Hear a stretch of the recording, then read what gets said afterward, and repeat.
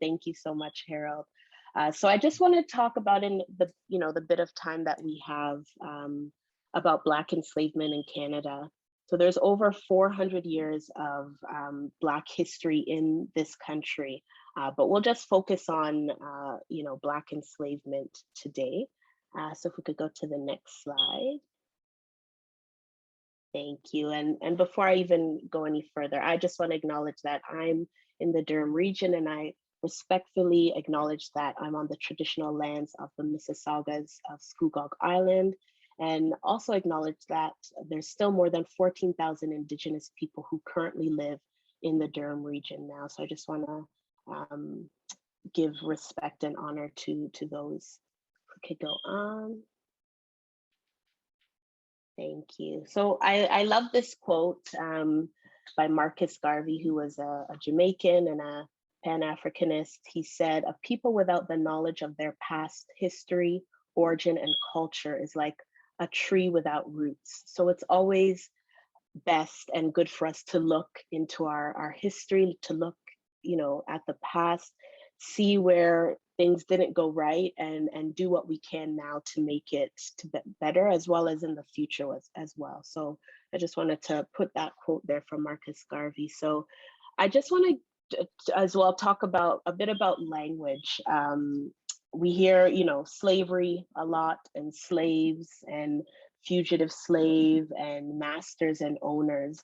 But in the last couple of years, there's really been a shift to kind of change this language. So you'll hear me throughout the presentation say enslavement, or enslaved person, or enslaved people, rather than a slave or slavery.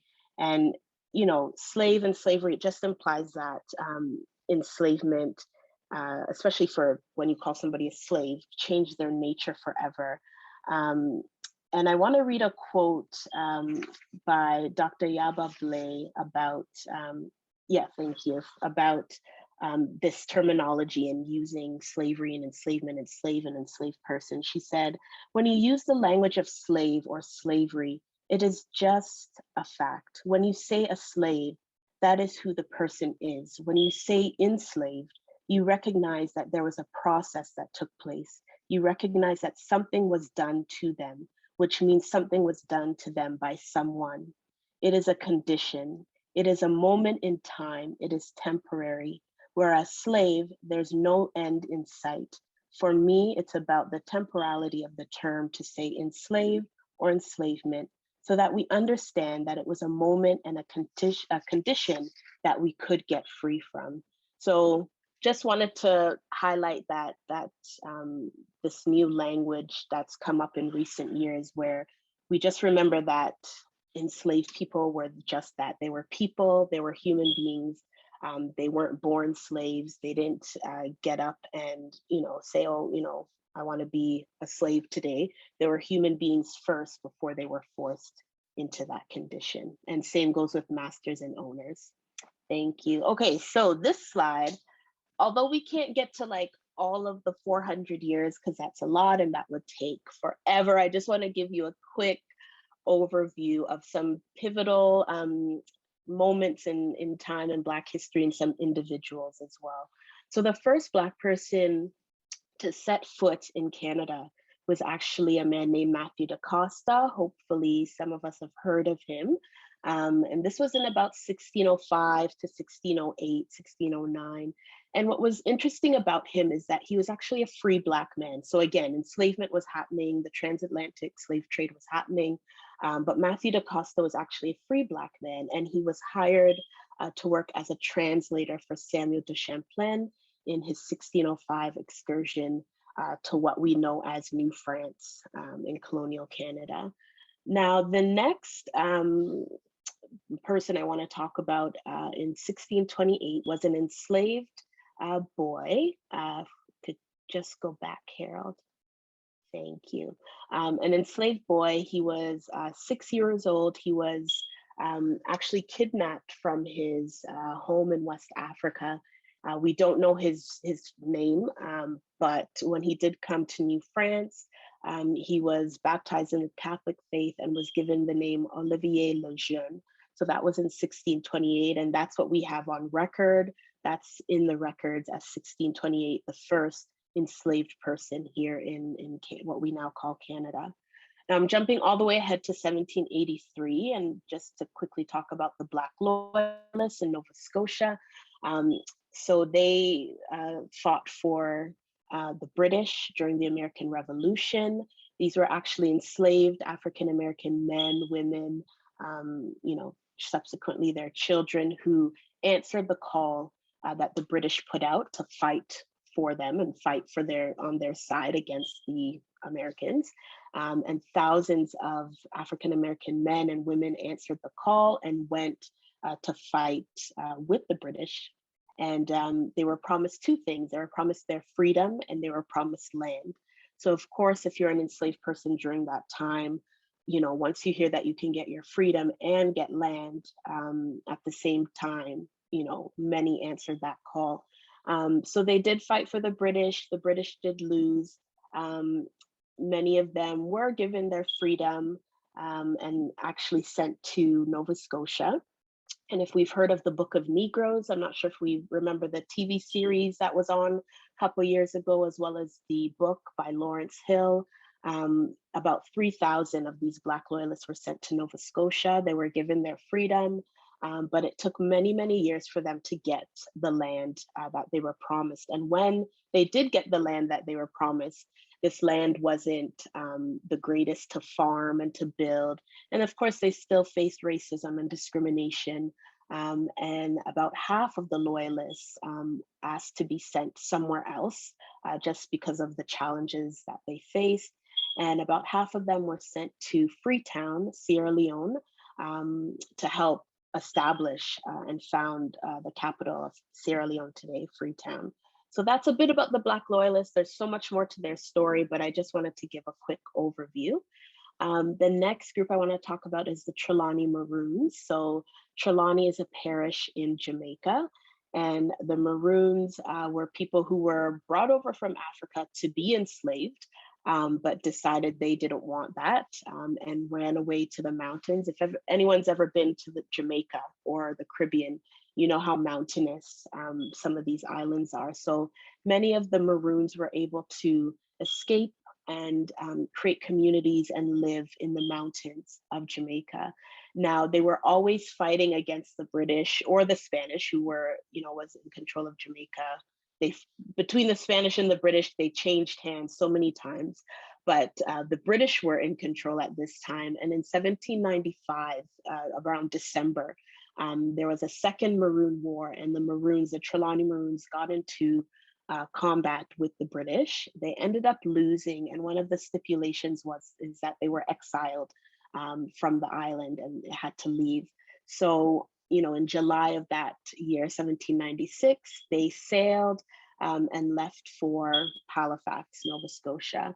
And just a side note, Nova Scotia is filled with Black history. If you ever get to visit or read more about Black history in Nova Scotia, there's so much history. So yes, you had the Maroons who went to Nova Scotia. They only stayed for 4 years. They built roads and houses and the government houses, and the women, tried to work and sell things at the market.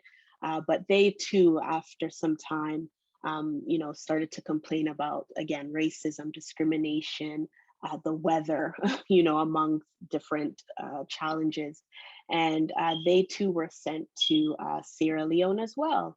So they joined some of the loyalists to help build and, establish Freetown as well.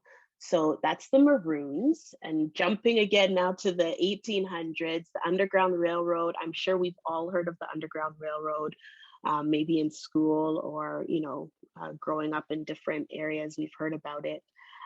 So we know that thousands and thousands of African American men and women and children made their way on foot to first the northern states, so New York, Pennsylvania, and then to Canada. Now, what made them travel more from, New York and Pennsylvania and other states like that to Canada was the 1850 Fugitive Slave Law that said um, enslavers could come down from the south, come up to these northern states, and try and find their property, right, and try and find those people that they owned and bring them back into enslavement.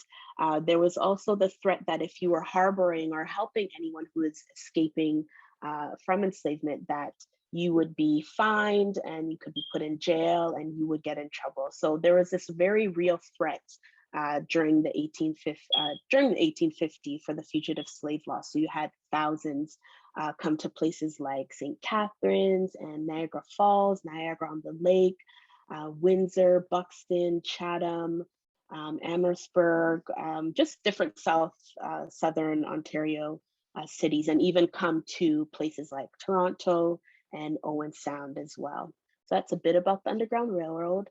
And then jumping all the way to the 1970s and even the 1960s and the end of the 50s, we have a large influx of people from the Caribbean coming to settle in Canada.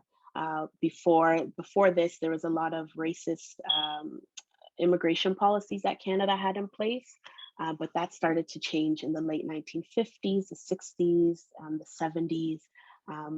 So yeah, I just wanted to give a few moments in time before we go into Black enslavement. So if we could go to the next. Thank you. So before we play the video, I just want to I hope we've all heard of the transatlantic slave trade. So this went on for many centuries to, take African people from their home on the western part of the continent of Africa, take them and bring them to the New World or the Americas. So whether it was the Caribbean, what we know as the United States, and even Canada. So Canada did play a role in the transatlantic slave trade, not directly, but indirectly, and we'll get to that. So let's learn a bit more about the transatlantic slave trade if we haven't heard about it before or know too much about it.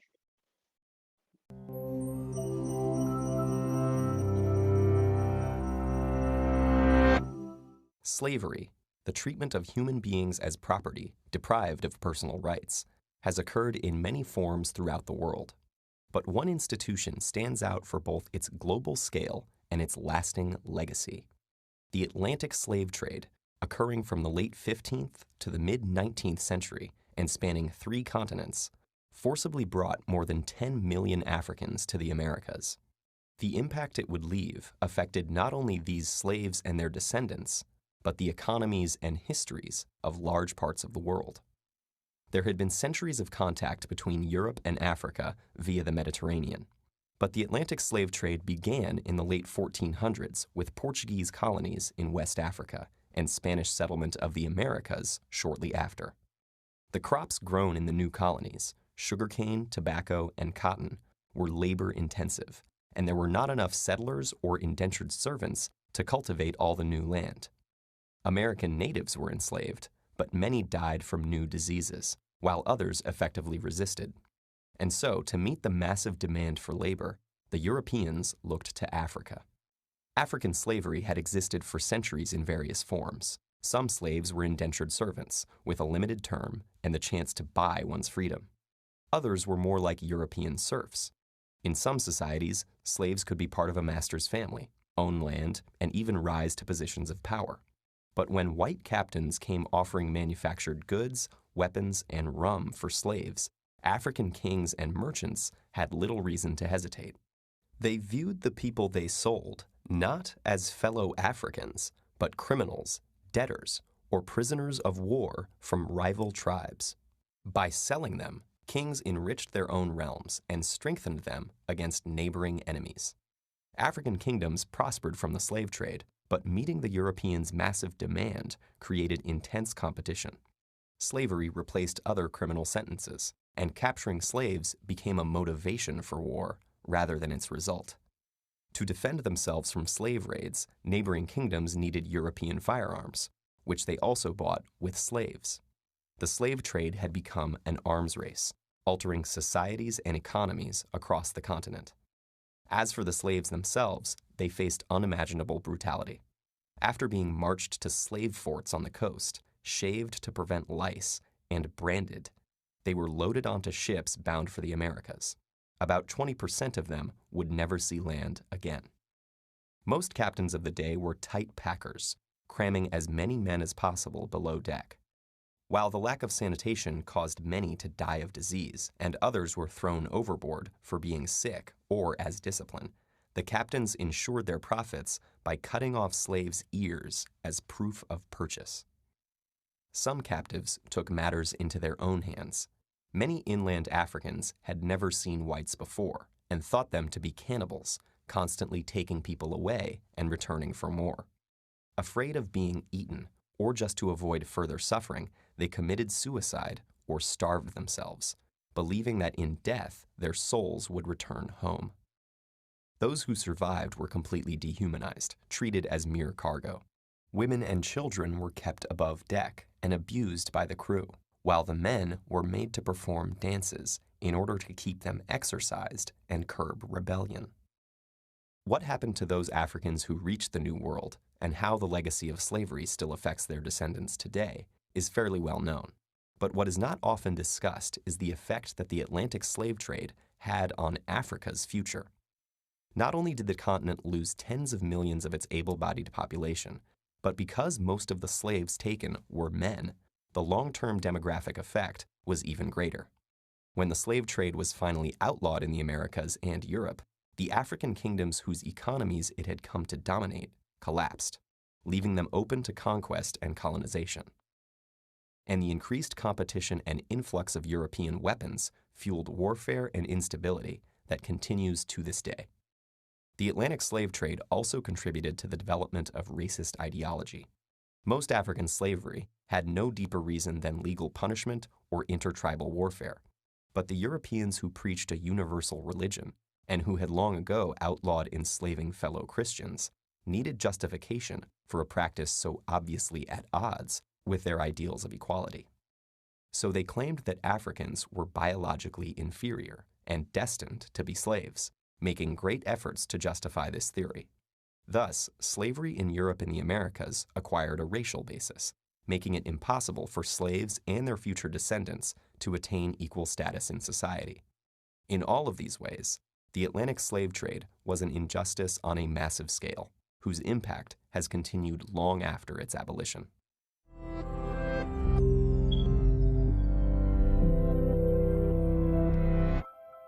All right, so that video, I hope we were able to just gain some more information about the transatlantic slave trade and the legacies of slavery that we are still seeing today, and just the complicated relationships that were going on between Europeans and those from the western side of Africa. So that's a bit about the transatlantic slave trade. So the triangular trade, hopefully we've maybe seen this image before. So the triangular trade started and began in Europe. So the first leg of the voyage, that first arrow that you see heading down from Europe to Africa, carried different products. So irons, cloth, brandy, firearms, gunpowder, among different things.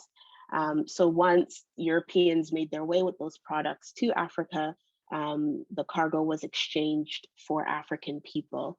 As we saw in the video, captains would pack Africans into these slave ships, as they call them, and take the middle passage. So that arrow going from now Africa up to North America and the Caribbean area, and bringing African people to the Caribbean to work as enslaved people. So that's how the triangular trade and the slave trade, transatlantic slave trade, worked, as we saw from the end of the 1400s all the way until the 1800s. So many lives lost, many people, never seeing their home again, and just lives changed. And again, we're seeing some of those things and those legacies today. All right, so let's continue on. Thank you. Okay, so this is just a a headline that jumped out to me when I saw it about a year or two ago. That colonial Canada had slavery for more than 200 years. And yes, it still matters today. I'm so glad that I can see everybody. If you want to put in the chat, I'm just curious to know how many people knew that Canada had enslavement, or by nodding or a show of hands or in the chat, a yes or a no or a sort of. I'm just curious to see how many of us knew that colonial Canada had enslavement. Yeah, I see a fair amount of yeses, nodding heads. All right. Well, that's good because a lot of Canadians don't really, and it's now just coming to light, this history that we have, this 200 years of history that we have of enslavement in Canada. So I want to kind of get into that now. If we could go to the next slide. Thank you. All right, so yes, enslavement in colonial Canada. It first started out under the French in what we knew as New France. It started in the early 1600s all the way to 1760.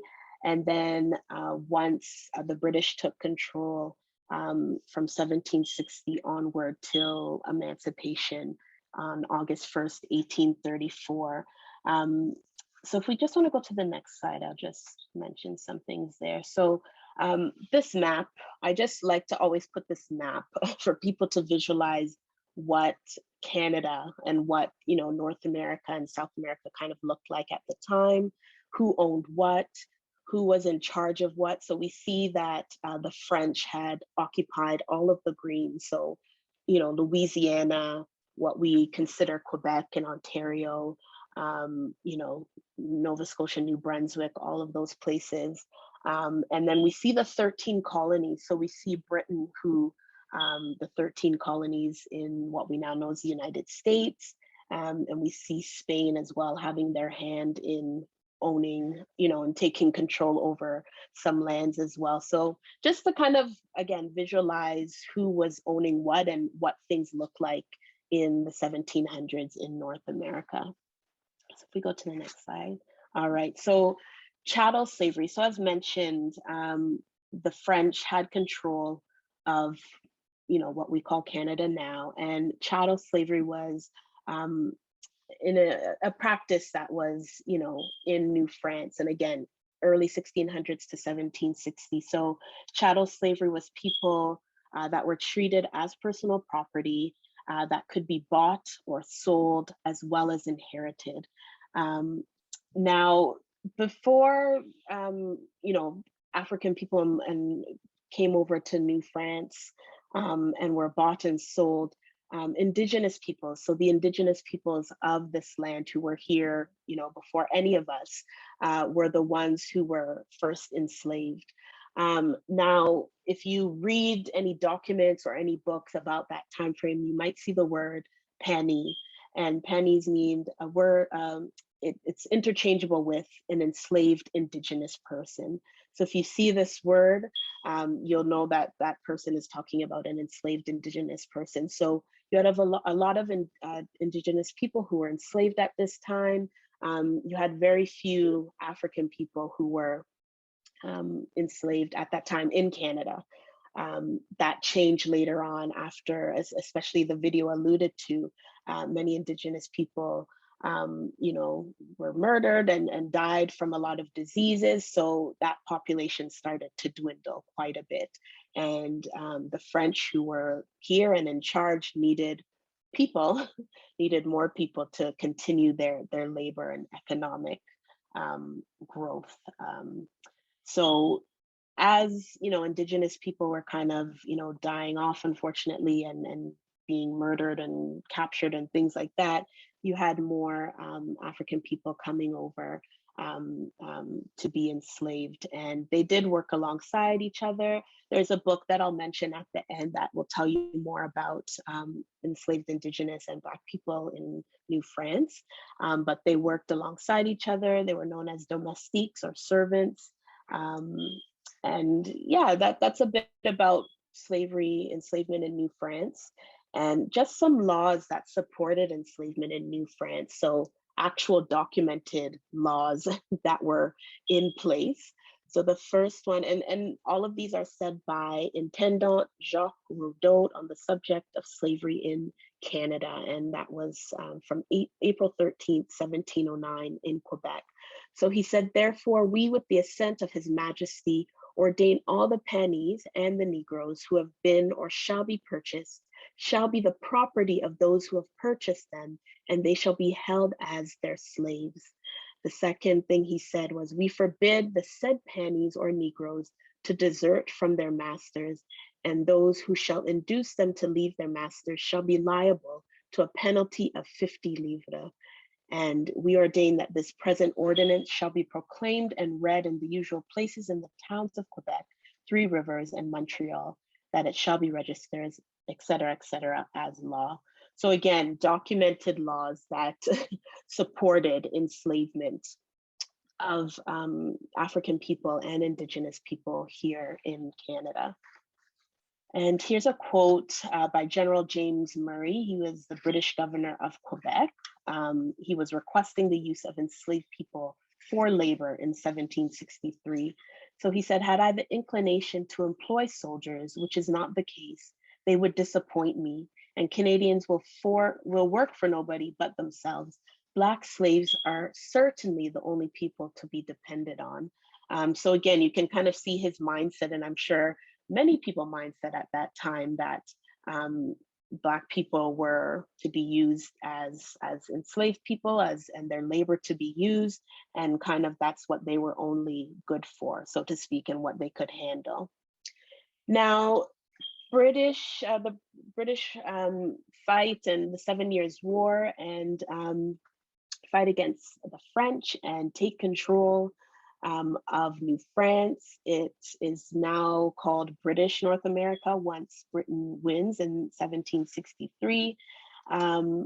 And again, so this map, just to visualize now who owns what, right? After we saw that map from 1700, what has changed hand, what lands have changed hands. So British before 1763, as we saw the 13 colonies, that's what they had possession of. But the pink is what Britain gains in 1763. So Quebec, Ontario, Nova Scotia, PEI, where else? West Florida, those areas down there as well. And then we see that the Spanish still has like Louisiana, and the Spanish before 1762 had places in Texas and things like that. So it's just interesting to see how things changed hands and who was in control of what. And that's how we get Britain to be in control of what we now call Canada. So if we go to the next slide, thank you. Now, so this is the Articles of Capitulation. Now, the Articles of Capitulation outline the terms under which the French surrendered to the British. They were binding until a formal peace was concluded between Britain and France, who were still at war in Europe. So this was signed at the surrender of Montreal on September 8th, 1760. And this is the article that I want to highlight and point out. So Article 47, it says the Negroes and panties of both sexes shall remain in their quality of slaves in the possession of the French and Canadians to whom they belong.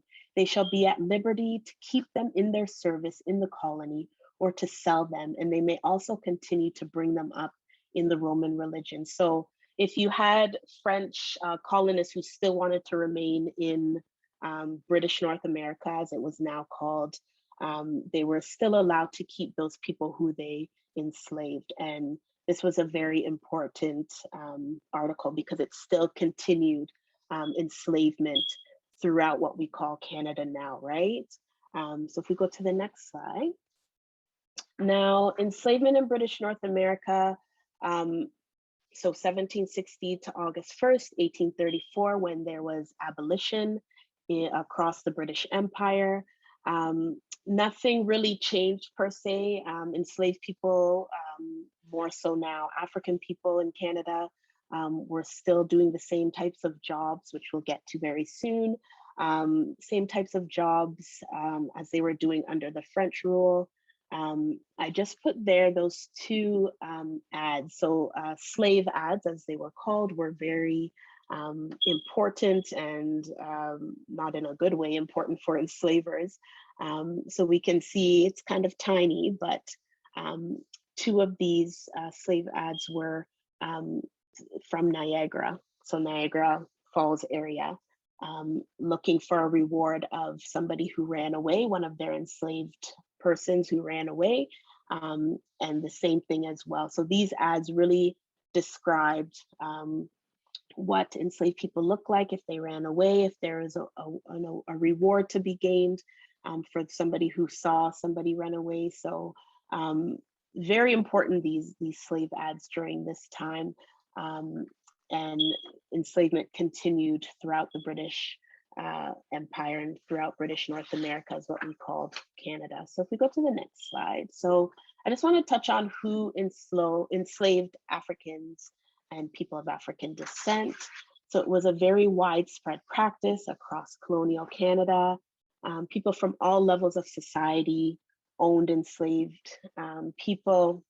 You had government and military officials, you had priests, you had white loyalists, you had merchants, nuns, everybody in all levels of society, if they could afford it, and owned enslaved peoples. And James McGill as well, founder of McGill University, actually owned some enslaved people as well.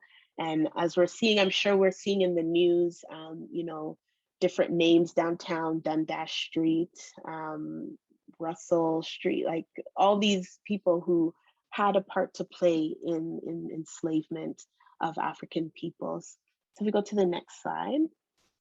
Now, some of the types of jobs that enslaved people did in British North America, as well as when it was under French rule. So they were domestic servants, they were agricultural workers, fishermen, many more jobs. Many enslaved African people worked in people's homes. It was very different from that in the United States and Caribbean. As we know, in the United States with enslavement, you had many Black people working outside in the fields, picking cotton and, you know, rice and things like that, and indigo in the Caribbean. So rather than having large plantations like the United States or the Caribbean, here in Canada, in colonial Canada, we had many people working as you know, domestic servants and working on farms and doing different trades kind of thing. So it was a little bit different in that way. The numbers as well were a bit different. In the United States and Caribbean, we had thousands upon thousands of people who were enslaved, whereas in Canada, it was about 3,000, 3,500, maybe a little bit more. But that doesn't mean that it was any less wrong. It was still enslavement. It was just on a smaller scale and just looked a little different. So if we go to the next slide. Now, the 1793 Act to Limit Slavery, I'll just tell you about that and what started this Act to Limit Slavery, as they called it. So on March 14th, 1793, there was a woman named Chloe Cooley. She was an enslaved Black woman. She was in Queenston, Ontario, and she was bound, thrown in a boat, and sold across the river to a new owner in the United States. Now, when she was being bound and thrown in the boat, she was obviously resisting and screaming and being loud, and her cries caught the attention of two men. Peter Martin, he was a free Black man and a former soldier in Butler's Ranger, as well as William Grizzly, who was a neighbor who also witnessed the event. So these two men saw what was happening to Chloe.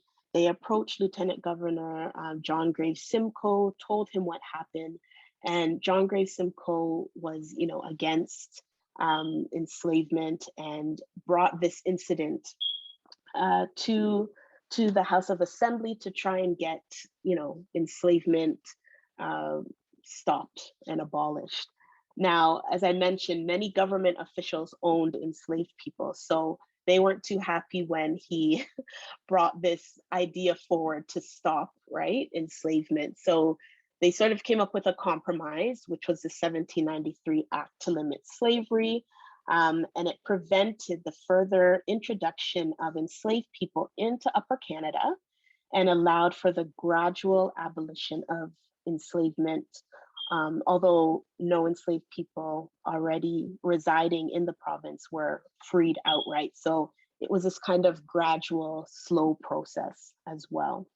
But Chloe's event and what happened to her was really a catalyst and precipitated this act to take place and to happen. And it was the first piece of legislation in the British Empire to limit enslavement and set the stage for the freedom movement of the Underground Railroad. So again, now Canada, or Colonial Canada, is now a place that you can be free, right? So you can come and be free, which we now know, the Underground Railroad, many people came and settled there. So I just want to read a bit about the act and what it entailed. If we just go back, yeah. So I'll just read some of the what the act entailed. So no enslaved persons in the province were freed outright as a result of the act, as well as though the act prohibited the importation of enslaved persons into Upper Canada, it did not prevent the sale of enslaved people within the province or across the border into the United States. Also, newspapers in the province continued to publish advertisements, so those slave ads that I spoke about before, for sale and requests for enslaved people to be purchased. So that was just some of the details of the act. But again, this act was all because of Chloe Cooley and her incident. There's also a plaque, that picture, the bottom left, that you can see of Chloe, and there's no pictures of Chloe. We don't know what happened to her. We don't know, if she, who her new owner was in the United States, but we do know, based on the two men who saw what happened, who she was and what happened to her before going to the United States. So the next slide. All right, so just the historical erasure of enslavement in Canada. So Dr. Afua Cooper, who's a professor and a historian at Dalhousie in Nova Scotia, she said slavery is Canada's best kept secret. And again, doing like many presentations and talking to a lot of students, I always ask them, okay, what do you know about Black history? Do you know that we had slavery here? And many of the times it's shaking the head no, and the Underground Railroad is the first thing I hear out of their mouths, right? Which is fine, but I feel like, again, if we don't, like Marcus Garvey said, if we don't look back at our past and really uncover what happened and be truthful about it, right? And be honest about it and recognize it, then we can't move forward and fix things now and for the future. So a lot of what they called slave narratives as well were written by many enslaved people who sought their freedom. People like Frederick Douglass, Josiah Henson as well. All of these people and many more wrote their narratives of what happened to them, how they were enslaved, their life story. But many of these narratives were forgotten, kind of swept under the rug, so to speak, when this new narrative of Canada was being written. So when we became an actual country in 1867, it was kind of like, okay, let's shove the bad stuff aside. Let's not remember any of that.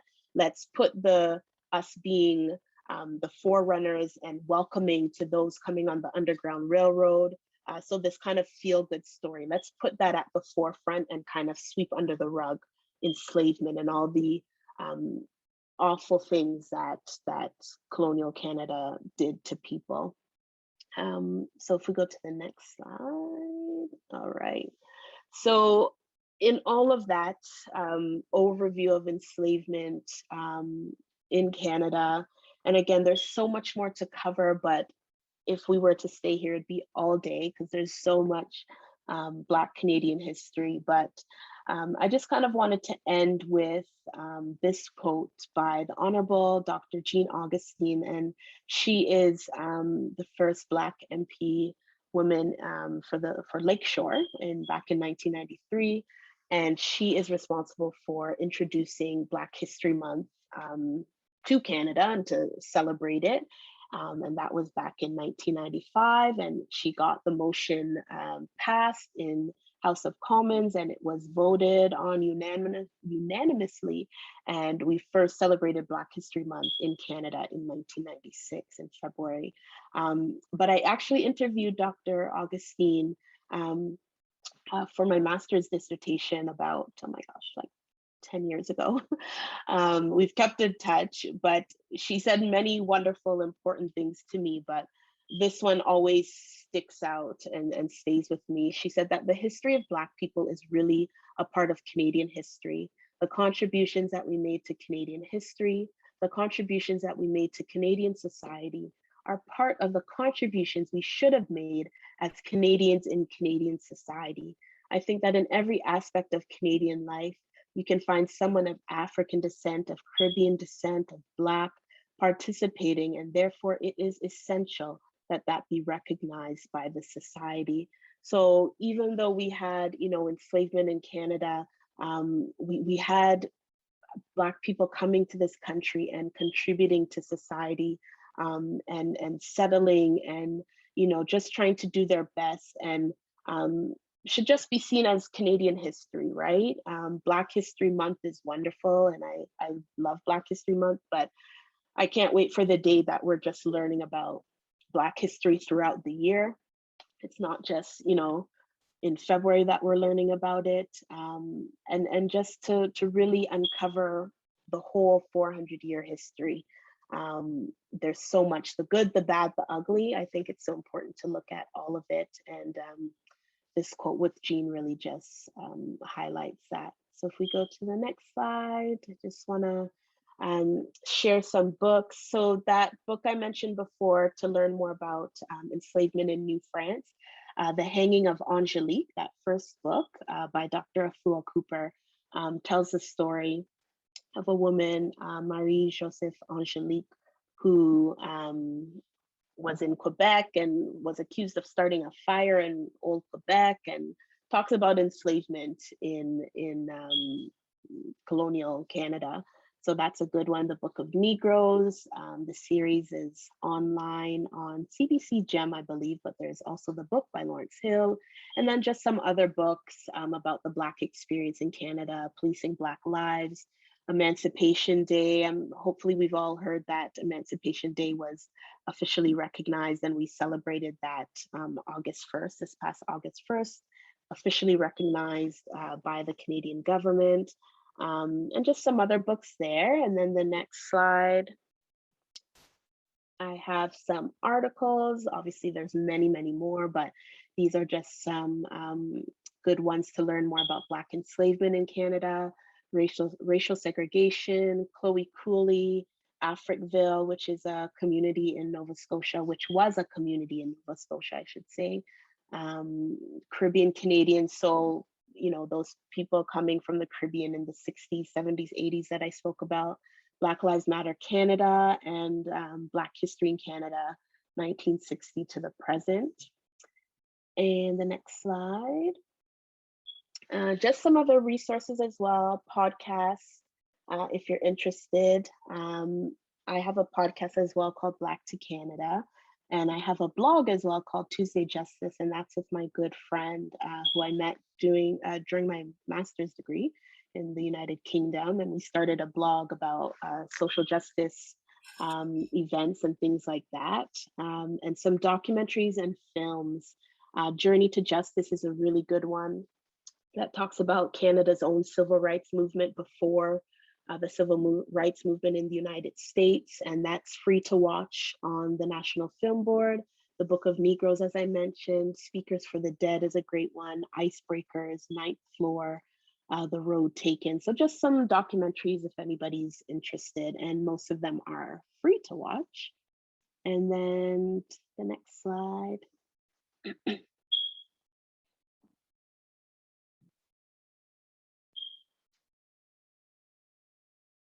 Thank you. So again, my podcast, Black to Canada. So I talk about all things Black history in Canada, the over 400-year history. I just launched season 2 this past September 6th. So episode 3 is airing tomorrow.